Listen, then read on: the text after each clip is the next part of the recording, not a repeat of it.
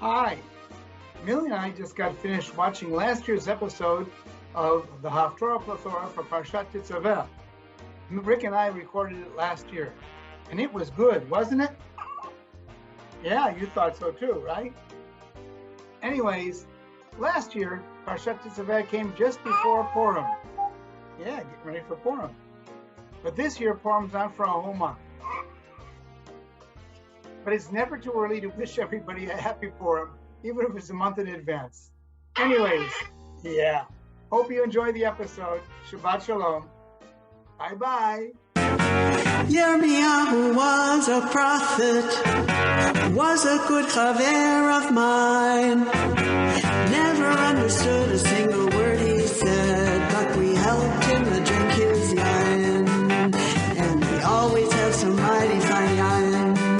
Singing Simchat Le'olam, Kol HaYiladim now.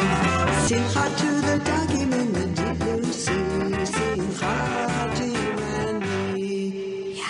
Welcome to the Haftarah Plethora video podcast, where we might not bring joy to the world, but we do talk about prophets like Jeremiah, Isaiah, and Ezekiel, whom you might call the big three of prophets.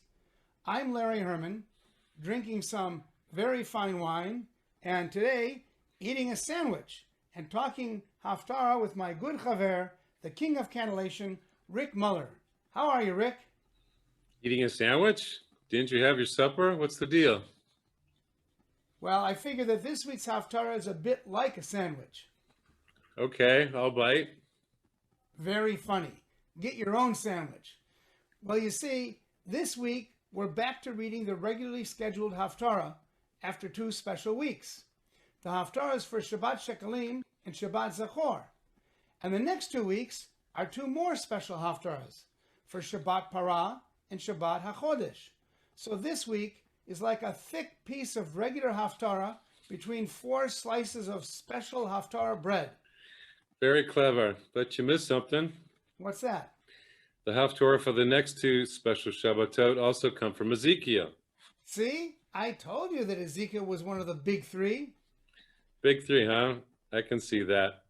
About half of the Haftarah readings come from those three prophets, and they're usually pretty powerful. And don't I remember you quoting Robert Alter about what a strange bird Ezekiel was? Good memory. When we were discussing the Haftarah for Vayigash, I quoted Alter as writing, Ezekiel is surely the strangest of all prophets. And it's true that many of the Haftarahs from Ezekiel contain some of the most fanciful, imaginative, and provocative imagery and descriptions in the Bible. So this week's Haftarah must be a doozy, right? Rick, for my money, this week's Haftarah is a dozer. You mean like a bulldozer, right? No, I mean like a soporific. If you fell asleep during the Torah reading, then this Haftarah is not likely to wake you up. Hey, it's got great trope. No one sleeps during my pazers. That's true, and we'll get back to your pazers in a minute. But from the content perspective, this Haftarah is very uninteresting, boring, redundant, humdrum, and tedious. Besides that, I don't like it. Well, it's a good thing that you're not opinionated. Of course I'm opinionated, Rick. Where have you been the past year? I was kidding. I know, but I'm not kidding when I say that about the only interesting thing about this text, not the trope, is the context. This is the 4th chapter of a very long discourse where Ezekiel is talking to some guy, one of the emissaries from God, about what's going to happen when the people return from exile. In this one, he describes the altar, not Robert, just as in the Parsha. I suppose that it would be an interesting Haftarah if you were a carpenter. And had a tape measure in cubits. Yeah, good luck finding one of those at Home Depot. Just one more thing before I let you trope away. The first line of the Haftarah reads, Ata ben Adam, haged et Beit Yisrael et habayit, which Alter translates as, you, man, tell the house of Israel about the house. The way I read the text, this line is actually being voiced by the messenger to Ezekiel, but as is often true in biblical stories, where one of our heroes is being instructed by messengers or angels, that character morphs from human form to God. This is one of those cases. But I love the way that the voice calls Ezekiel Ben Adam, translated in Eitz Chaim as, "O mortal," or as I would have translated it, "Hey man." Hey man, time for my trope talk. Okay, take it away, O king of cantillation. Okay, well, the thing that just jumps out at you is that there's 4 pazers in verse 11. That never happens, ever. So there's something going on there, and it's just there. And then there's a 5th one in verse 19 that we'll get to. But the fireworks in verse 11, it's just unheard of. So and there's not a lot of explanation that I can come up with. You ready to do that now, or do we do the divisions first? Sandwich. Yes, I see that. So well, you want to start to read right away? yeah, tell the divisions, and then I want to get right. into the pazers here.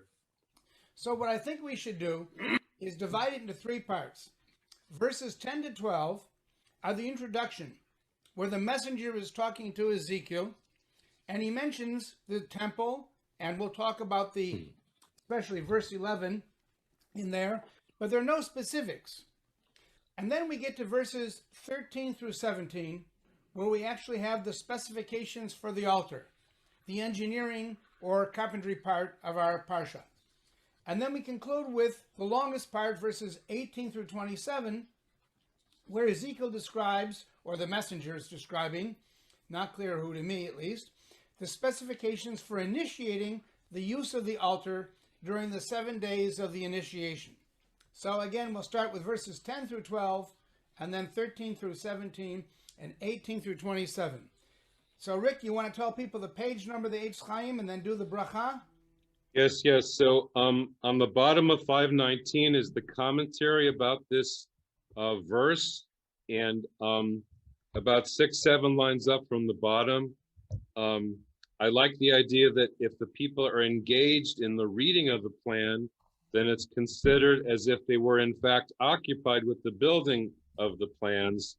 Like, you have to think about something in order to get motivated. You have to be aware of what you want to do, and then you try to do it. And then towards the bottom, the altar and the table, Rabbis Yochanan and Elazar are quoted there. So read that. And then on the top of 520, there's more of that, how the person's table at home is like a substitute for the altar and the temple that we can't have anymore. And then I like the end quote from Rabbi Shimon, that he taught that when 3 people sit at a table and discuss Torah, whether it's over a sandwich or not, it's as if they ate from the table of the presence of God. So I like that on top there. So And yes, it's on 520. Yeah. I see. And how about for that verse number 11, before you say the bracha and getting to the chanting? Okay. I mean, it's a doozy, it seems to me. Yeah. You've got all these special trope. You talked about the 4 pazers. Yeah. And the word surat, the word plan, happens 4 times. So again, repetition is there for a reason, unless there was something wrong with the scribe. Well, Alter thinks that there's a mistake, because if you look at the text, you'll see that there are 3 of those words in brackets. Yes. Those are scribal mistakes, right, Rick? Yes. In the Eitz Chaim, they print it smaller, but it's printed in the original scroll. The first one in verse 11 is tsuro to, it looks like, without the yud. So they say, no, you should really pronounce it like there's a yud there. It should be tsuro tav. And the next one in the actual scroll, it looks like tsuro tai with a yud on the end. But no, there they say there should be a vav on the end. So you're supposed to read it as tsuro tav. And then the next one, it looks like Torah to without the yud, but you should read it with the yud, Torah tav. So there's something going on there. And then hoda'otam, show them, happens at the end. The way they translate it, it's backwards. but it's the plan for the house and the layout and the exits and the entrances and the laws and the instructions show them. So it's weird. It's a weird order of things. And author actually thinks that there's an entire line inside this verse which a scribe repeated unintentionally. Yeah. So there's all, as we've said, this repetitive redundancy again and again. My theory is that the scribe was drunk. Possibility. All right. What about so that we start the Haftarah on which page? Yes, 520. And the bracha. Baruch atah Adonai Eloheinu melech haolam asher kitshanu b'mitzvotav v'tzivanu la'asok b'divrei Torah. Amen.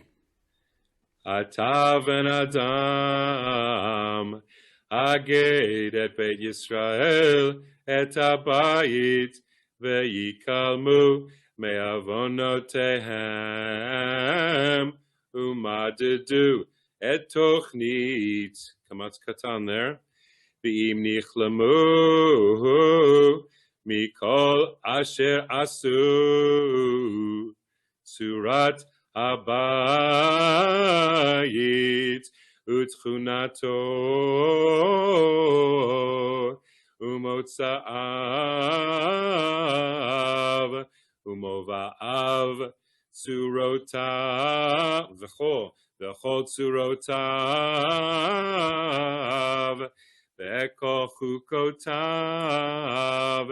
v'chol tzurotav v'chol torotav hoda'otam uchtov leinehem v'yishmeru ekol tzurato v'kol chukotav v'asu otam zot Torat habayit arosh hahar kol gvulo saviv kodesh kadashim hine zot Torat habayit. That sure was a doozy of a verse. Yes. And then the next section, fairly usual trope, a couple of Kadmaviaz laws. But again, I wanted to point out verse 15, you have the word V'hahar-el, no yuds anywhere, and it's supposed to be the height of the altar, Arba Amot. And then Ume Ha'ariel, the text has a mistake. It goes Aleph, Yud Aleph, but you're supposed to read it Ha'ariel, Yud Aleph Lamed. I think the Yud is just a mistake altogether because the word was V'hahar-el. Don't need a Yud. And then in verse 16. Like my drunk scribe theory, huh? Yeah. And then in verse 16, it happens again. V'ha'ariel is the way I'm going to sing it because that's the way I'm supposed to. But I don't think the Yud should be there. It's V'hahar-el. They're talking about the hearth. And then there's some commentary down there on the bottom of 520. But I'll read it the way it is. Okay, 13 to 17. At the end at 17, you've got your fourth Gershaim of this Haftarah. Yes. Not so common, huh? Also not very common, yeah. Okay, 13 to 17. Ve'ele midot hamizbeach ba'amot ama vatofach v'chekama ve'ama rochav ugvulach el sfatach saviv zeret ha'echad v'ze gav hamizbeach umechek haaretz ad hazara hatachtona shtayim amot verochav ama echat umehaazara haktana ad hazara hagdola arba amot verochav haama V'hahar-el arba amot umeha'ariel ulmala Hakranot arba ve'ha'ariel shtei mesrei orech b'shtei mesrei rochav ravua el arba'at reva'av ve'hazara arba. Why the number 4 is so big? I don't know. Esrei orech be'arba esrei rochav el arba'at riva'eha ve'hagevul saviv otach chatzi hama ve'hachek lach ama saviv uma'alotehu penot kadim. Well, like I said, great verses for carpenters or engineers. Yes. Then the next section, what I would talk about is the pazer on Halevi'im in verse 19. The stress, the emphasis is on that tribe, the famous tribe of Levites, and all the power, all the responsibility they had. And Mizera Tzadok, the seed of Tzadok, gets the nod, gets the star on their heads. And towards the bottom, the commentary, whoever wrote it, said that Ezekiel preferred the Tzadok line of Aaron's children instead of the Itamar line. Don't know why, but that's the way it's been recorded. Rick, I noticed an interesting, maybe not so rare phenomenon on verse 20. You know how I love those kadma va'azlaz? Yes. And you've got one all on one word. Yeah, that's not that common. And so it's and take, right? You shall take. Right. So it was a big I'm picturing it was a big ceremonial thing at that moment. Oh yeah. Go ahead. This is a description of what they're supposed to do with the altar. To do with the blood. Yeah. Consecrate it for 7 straight days before they go on to use it regularly. Right. Very very dramatic, messing with blood of things, everybody watching. The priests are with their musicians, they're all accompanying whatever the high priest was doing. Spectacle, you know? Well, it was one of Ezekiel's visions here. Yes. Okay, and the directionality in verse 10 it was, in verse 18, Vayomer Eli, he said to me. So the word comes on from on high down to us mortals, da da da da. The direction of the trope is from heaven to earth, if you want. Ready? All set. Take it away, Rick.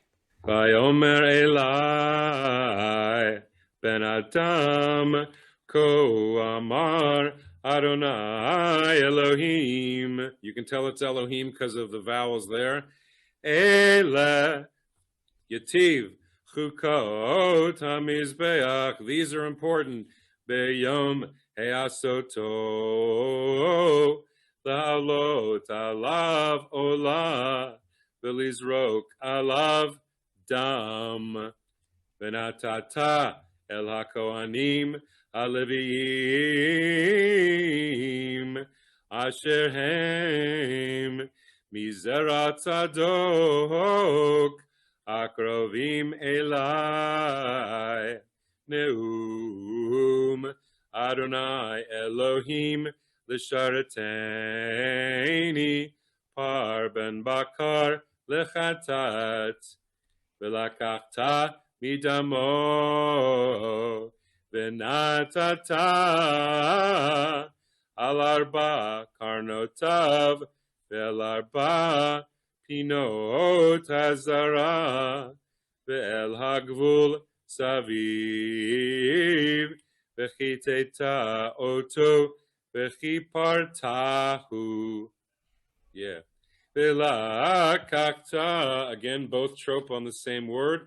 Et hapar hachatat usrafo b'mifkad habayit michutz lamikdash, uvayom hasheni takriv sirizim tamim lechatat, v'chit'u et hamizbeach kasher chit'u bapar, bechalotcha mechatei takriv parben bakar tamim, ve'ayil min hatzon tamim, vehikravtam lifnei Adonai, ishlichu hakohanim alehem melach, ve'elu otam ola ladonai, shivat yamim taseh seir chatat layom, ufar ben bakar, ve'ayil min hatzon temimim ya'asu, shivat yamim yechapru et hamizbeach, v'tiharu oto, umil'u yadav. There's another scribal error there. V'chalu et hayamim, v'haya vayom hashmini, v'hal'a yasu hakohanim al hamizbeach et olotechem v'et shalmechem, v'ratziti echem neum Adonai Elohim. Kol hakavod. Well done. Thanks. So on the 8th day, they just took it away and went on to their normal routine. Yeah. Well, I guess we can agree that this was a very interesting Haftarah from a trope point of view, at least. Yeah. And the scribe. And the scribe. Well, we hope that you all had a great Purim. And if you did drink a lot, we hope you didn't try to write any Sifrei Torah or Haftarot and make mistakes, like our scribe here. In any case, we wish you a Shabbat Shalom